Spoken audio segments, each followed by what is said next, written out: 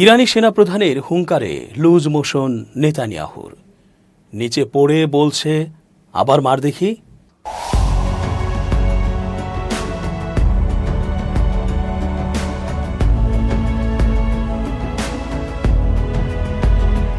আসসালামু আলাইকুম প্রিয় দর্শক, আমন্ত্রণ আজকের আলোচনায়। চেঞ্জ টিভির আন্তর্জাতিক চোখ অনুষ্ঠানে এস.জি. রতন স্বাগত জানাচ্ছি। ইসরায়েল আবারও হুমকি দিয়েছে, জানিয়েছে আরও কঠিন আঘাত করা হবে ইরানের ওপর। কিন্তু এই হুমকি ইসরায়েলের পক্ষে বলাটা এমন ছিল যে অনেক মার খাওয়ার পর নিচে পড়ে থাকা হেরে যাওয়া লোকটি যেমন বলে ওঠে, আরেকবার মার তো দেখি, পারিস কিনা, আরেকবার মার মার, আর উপর থেকে বিজয়ী লোকটি মারতেই থাকে। ঠিক এমন অবস্থা যেন ইসরায়েলি প্রধানমন্ত্রী নেতানিয়াহুর। দুটি আগ্রাসী ও সমরাস্ত্রের দিক থেকে শক্তিশালী রাষ্ট্র ইসরায়েল ও আমেরিকা এক ইরানের সাথে লড়ে না পেরে অবশেষে যুদ্ধবিরতির জন্য কাকুতি মিনতি করল, আর এখন বলছে আরও শক্তিশালী হামলা চালাবে ইরানের ওপর, দখল করে নেবে ইরানের ভূমি। হাস্যকর ছাড়া আর কি। আর তাই ইরানের সেনাপ্রধান মেজর জেনারেল আমির হাতামি হুঙ্কার দিয়ে বলেছেন, দেশটির সশস্ত্র বাহিনী কখনোই ইরানের 1 ইঞ্চি ভূখণ্ড ছেড়ে দেবে না। গেল শুক্রবার হাতামি তেহরানের শহীদ লস্করি বিমান ঘাঁটি পরিদর্শন করেন। ইরানি সেনাবাহিনীর সমন্বয় বিষয়ক উপপ্রধান রিয়ার অ্যাডমিরাল হাবিবুল্লাহ সাহারি এবং বিমান বাহিনীর IRIAF এর কমান্ডার ব্রিগেডিয়ার জেনারেল হামিদ ওয়াহেদিও সাথে থেকে ঘাঁটির যুদ্ধ প্রস্তুতি মূল্যায়ন করেন। 1980-এর দশকের ইরান ইরাক যুদ্ধের কথা উল্লেখ করে হাতামি বলেন, পবিত্র প্রতিরক্ষার 8 বছরের সময় আমরা দেখিয়েছি যে আমরা ইরানের 1 ইঞ্চিও ভূমি বিচ্ছিন্ন হতে দেব না। তিনি দেশের সার্বভৌমত্ব রক্ষার জন্য সেনাবাহিনীর কর্তব্য পুনর্ব্যক্ত করে বলেন, সশস্ত্র বাহিনী ইসলামী প্রতিষ্ঠান রক্ষার পাশাপাশি ইরানের আঞ্চলিক অখণ্ডতা এবং স্বাধীনতা রক্ষায় প্রতিশ্রুতিবদ্ধ। হাতামি বলেন, ইরানি সেনাবাহিনী পূর্ণ শক্তি এবং দৃঢ়তার সাথে তার মিশন চালিয়ে যাবে। চলতি বছরের 13 জুন ইসরায়েল ইরানের সামরিক ও বেসামরিক অবকাঠামোর ওপর একের পর এক হামলা চালায়, যার ফলে নারী ও শিশু সহ শত শত প্রাণহানি ঘটে। পাশাপাশি 1 ডজন শীর্ষ সামরিক কর্মকর্তাও নিহত হন। এর জবাবে ইরানের সশস্ত্র বাহিনী ইসরায়েলি সরকারের বিরুদ্ধে একটি শক্তিশালী প্রতিশোধমূলক অভিযান অপারেশন ট্রুথ প্রমিস 3 শুরু করে। ইসরায়েল জুড়ে গুরুত্বপূর্ণ সামরিক, গোয়েন্দা, শিল্প, জ্বালানি এবং গবেষণা ও উন্নয়ন স্থাপনায় হামলা চালায় ইরান। নতুন স্যাটেলাইট চিত্রে দেখা গেছে কাতারে অবস্থিত যুক্তরাষ্ট্রের সবচেয়ে বড় সামরিক ঘাঁটি আল উদেইদে ইরানের পাল্টা হামলায় বড় ধরনের ক্ষয়ক্ষতি হয়েছে। এই চিত্র যুক্তরাষ্ট্রের প্রেসিডেন্ট ডোনাল্ড ট্রাম্পের দাবি খণ্ডন করেছে, যেখানে তিনি বলেছিলেন যে ঘাঁটিতে কোনো ক্ষয়ক্ষতি হয়নি। যুক্তরাষ্ট্রভিত্তিক প্রতিষ্ঠান প্ল্যানেট ল্যাবস BBC এর স্যাটেলাইট চিত্র বিশ্লেষণ করে অ্যাসোসিয়েটেড প্রেস AP জানায়, 23 জুন সকালে ঘাঁটিতে থাকা একটি গুরুত্বপূর্ণ জিওডেসিক ডোম, যা র্যাডোম নামে পরিচিত, ইরানের হামলা ঠিক আগেই অক্ষত অবস্থায় ছিল।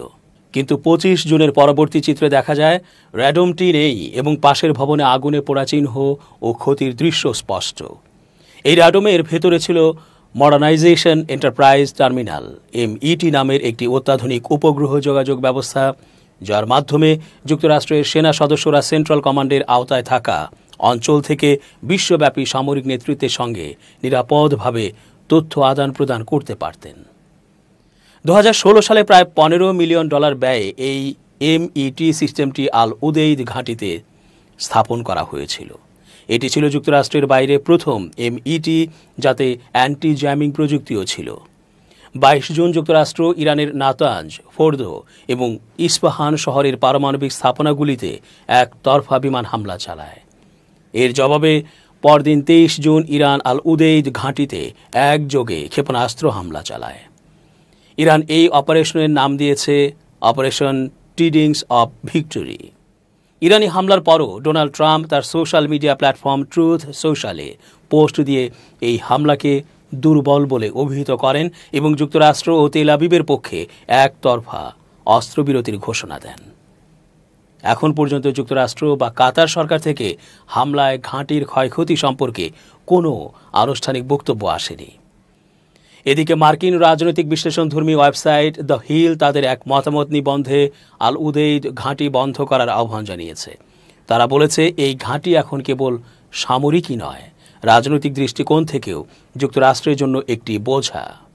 সাবেক ইউএস সেন্ট্রাল কমান্ড প্রধান জেনারেল ফ্র্যাঙ্ক ম্যাকেনজির একটি রিপোর্টের উদ্ধৃতি দিয়ে সেখানে উল্লেখ করা হয়েছে, ইরানের টানা হামলায় এই ঘাঁটি ব্যবহারের অনুপযোগী হয়ে পড়বে। ইসরায়েলের একজন শীর্ষ নিরাপত্তা কর্মকর্তা জানিয়েছেন, ইরানের ইস্পাহান পারমাণবিক স্থাপনায় মার্কিন বাহিনীর হামলার পরও সেখানকার গহীনে লুকানো সমৃদ্ধ ইউরেনিয়াম ভবিষ্যতে পুনরুদ্ধার করার চেষ্টা করতে পারে তেহরান। তবে সেই চেষ্টা কঠিন হবে এবং এরকম কোনো পদক্ষেপ নেওয়া হলে ইসরায়েলের পক্ষ থেকে আবারও সামরিক প্রতিক্রিয়া দেওয়া হবে বলেও হুঁশিয়ারি দেন ওই কর্মকর্তা। ওয়াশিংটনে মার্কিন সাংবাদিকদের সঙ্গে এক ব্রিফিংয়ে নাম প্রকাশ না করেই ইসরায়েলি কর্মকর্তা বলেন, জুন মাসে মার্কিন বাহিনীর অপারেশন মিডনাইট হ্যামার এর মাধ্যমে ইরানের 3টি গুরুত্বপূর্ণ পারমাণবিক স্থাপনায় হামলা চালানো হয়। ইস্পাহান, ফোর্দো এবং নাতানজে চালানো এই আক্রমণে স্থাপনাগুলো বড় ধরনের ক্ষতির মুখে পড়ে। বিশেষত ইস্পাহানে সাবমেরিন থেকে উৎক্ষেপণ করা ক্রুজ ক্ষেপণাস্ত্র দিয়ে আঘাত হানা হয়। ইসরায়েলের দাবি, ইরানের সমৃদ্ধ ইউরেনিয়ামের বড় একটি অংশ ইস্পাহানের নিচে নিরাপদভাবে সংরক্ষিত ছিল, যা এখনও ইরান পুনরুদ্ধার করতে পারে। তবে তিনি জানান, এই ইউরেনিয়াম পুনরুদ্ধারের যে সম্ভাবনা রয়েছে তা খুবই কঠিন এবং দীর্ঘমেয়াদী পর্যবেক্ষণে তা ধরা পড়বে বলেই মনে করছেন ইসরায়েলি গোয়েন্দারা। ইসরায়েলি গোয়েন্দা বিশ্লেষণে বলা হচ্ছে, এই হামলার ফলে ইরানের পারমাণবিক কর্মসূচি অন্তত 2 বছর পিছিয়ে গেছে। তবে মার্কিন গোয়েন্দা সংস্থাগুলো তুলনামূলকভাবে আরও সতর্ক মত পোষণ করছে। মার্কিন প্রেসিডেন্ট ডোনাল্ড ট্রাম্প এবং তার প্রশাসনের কর্মকর্তারা বারবার দাবি করে আসছেন, এই হামলায় ইরানের পারমাণবিক কর্মসূচি সম্পূর্ণভাবে ধ্বংস হয়েছে। হোয়াইট হাউসের মুখপাত্র আন্না কেইলি এক বিবৃতিতে বলেন, অপারেশন মিডনাইট হ্যামার ইরানের পারমাণবিক স্থাপনাগুলোকে সম্পূর্ণভাবে ধ্বংস করেছে। তবে মার্কিন প্রতিরক্ষা গোয়েন্দা সংস্থার একটি ফাঁস হওয়া প্রাথমিক প্রতিবেদনে বলা হয়েছে, ইরানের 3টি প্রধান পারমাণবিক স্থাপনায় ব্যাপক ক্ষতি হয়েছে ঠিকই, তবে সেগুলো পুরোপুরি ধ্বংস হয়নি। বিশেষ করে ফোর্দো এবং নাতানজের কিছু অংশ এখনও অক্ষত রয়েছে বলে প্রতিবেদনে উল্লেখ করা হয়েছে। এদিকে আন্তর্জাতিক পারমাণবিক শক্তি সংস্থার প্রধান রাফায়েল গ্রোসি বলেন, হামলায় স্থাপনাগুলোর উল্লেখযোগ্য ক্ষতি হয়েছে, তবে কিছু কাঠামো এখনও দাঁড়িয়ে আছে। স্পষ্ট করে বলা যায় না যে সবকিছু নিশ্চিহ্ন হয়ে গেছে। সিবিএসকে দেয়া এক সাক্ষাৎকারে তিনি বলেন, নিশ্চিত করে বলা যাচ্ছে না যে ইরান পারমাণবিক অস্ত্র তৈরির ক্ষমতা পুরোপুরি হারিয়েছে। এই ঘটনার পর তেহরানের পক্ষ থেকে প্রথমবার মুখ খুলেছেন প্রেসিডেন্ট মাসুদ পেজেশকিয়ান। কনজারভেটিভ রাজনৈতিক বিশ্লেষক টাকার কার্লসনের সঙ্গে এক সাক্ষাৎকারে তিনি বলেন, হামলায় আমাদের পারমাণবিক স্থাপনাগুলো গুরুতর ক্ষতিগ্রস্ত হয়েছে, ফলে বর্তমানে আমরা সেখানে কোনো কার্যক্রম চালাতে পারছি না। তিনি আরও বলেন, সেই ক্ষয়ক্ষতির পুরো মাত্রা আমরা এখনও নিরূপণ করতে পারিনি। ইরানের দাবি, তারা শান্তিপূর্ণ উদ্দেশ্যে ইউরেনিয়াম সমৃদ্ধ করে এবং পরমাণু অস্ত্র তৈরির কোনো পরিকল্পনা তাদের নেই। ইরানে আবার হামলা চালানোর হুমকি দিয়েছে ইসরায়েল। দেশটির প্রতিরক্ষামন্ত্রী ইসরায়েল কাজ হুঁশিয়ারি দিয়ে বলেছেন, এবার হামলায় আরও বেশি শক্তি প্রয়োগ করা হবে। গেল বৃহস্পতিবার ইসরায়েলি বিমান বাহিনীর একটি অনুষ্ঠানে এই কথা বলেন তিনি। কাজ এমন সময়ে এই বক্তব্য দিলেন যখন ইরান ও ইসরায়েলের মধ্যে যুদ্ধবিরতি চলছে। ইসরায়েলের প্রতিরক্ষা মন্ত্রণালয়ের বিবৃতি অনুযায়ী বিমান বাহিনীর অনুষ্ঠানে কাজ বলেন, আপনারা যদি ইসরায়েলকে হুমকি দেন বা ক্ষতি করার চেষ্টা করেন, তাহলে ইসরায়েলের লম্বা হাত তেহরান, তাবরিজ, ইস্পাহান যে কোনো জায়গায় আপনাদের কাছে পৌঁছে যাবে। আমাদের যদি ফিরতে বাধ্য করা হয়, তাহলে আরও শক্তি নিয়ে ফিরব। গত 13 জুন ইরানে আকস্মিক হামলা চালায় ইসরায়েল। এরপর থেকে দুই দেশের মধ্যে পাল্টাপাল্টি হামলা চলছিল। এরই মধ্যে 21 জুন ইরানের 3টি পরমাণু স্থাপনায় হামলা চালায় যুক্তরাষ্ট্র।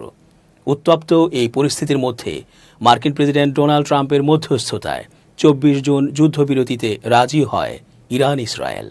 এরপর থেকে দুই দেশের মধ্যে আর হামলার ঘটনা ঘটেনি। ইসরায়েল ও যুক্তরাষ্ট্রের মাথা ব্যথা মূলত ইরানের পরমাণু প্রকল্পগুলো নিয়ে। প্রকল্পগুলো শান্তিপূর্ণ কাজে ব্যবহার করা হচ্ছে বলে ইরান দাবি করলেও যুক্তরাষ্ট্র ও ইসরায়েলের অভিযোগ, পরমাণু অস্ত্র তৈরির দিকে এগোচ্ছে তেহরান। সম্প্রতি হোয়াইট হাউসে সাংবাদিকদের প্রশ্নের জবাবে ট্রাম্প বলেছেন, ইরান আবার পরমাণু অস্ত্র তৈরির দিকে এগোলে দেশটিতে নতুন করে হামলা চালাবে ওয়াশিংটন। ইরান স্পষ্ট জানিয়েছে, পারমাণবিক স্থাপনায় কিছুটা ক্ষতি হলেও ইউরেনিয়াম তারা সরিয়ে নিয়ে নিরাপদে রাখতে পেরেছে।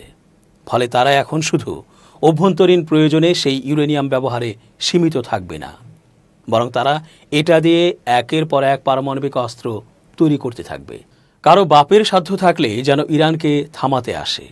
বিশ্লেষকরা বলছেন, ইরান এখন এ কথা বলতেই পারে এবং পারমাণবিক অস্ত্র তৈরি করে আঞ্চলিক মোড়লগিরি তাদের হাতে রাখার চেষ্টা করতেই পারে, কারণ ইরানকে কোনো কারণ ছাড়াই হামলার নিশানা হতে হয়েছে, যা বড় রকমের মাস্তানির পরিচয় দেয়া এবং বর্বরতার পরিচয় তুলে ধরা বিশ্বের মাঝে। দর্শক, আজ এ পর্যন্তই। শুভকামনা। changeTV.press, এক ফোঁটা হলুদ নেই।